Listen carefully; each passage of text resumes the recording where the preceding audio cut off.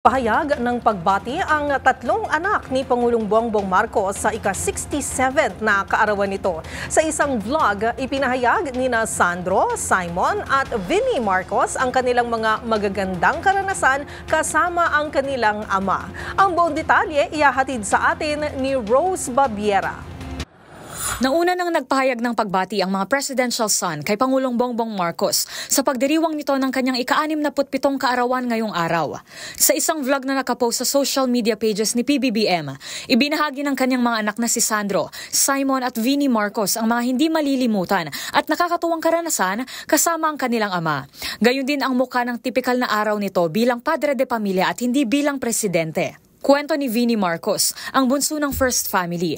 Bagamat laging busy ang ama, lagi raw itong naglalaan ng isang araw sa isang linggo para sa sport o para sabay-sabay na kumain kasama ang pamilya. Bagay na hinahangaan ng tatlo sa kanya.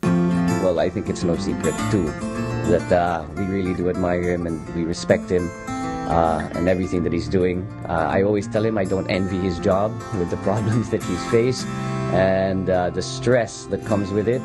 But we really appreciate that despite all of that, he's still able to make time for me, make time for my brothers, and of course, make time to take my mom out on date nights. Binahagi rin nila ang mga bagay na natutunan mula sa ama, sa pamumuno at maski ang payo nito sa kani-kanilang mga career. He's always taught me to lead by example. You know, you can tell somebody to do something, you can tell somebody to, this is how it should be done, or this is how you should act.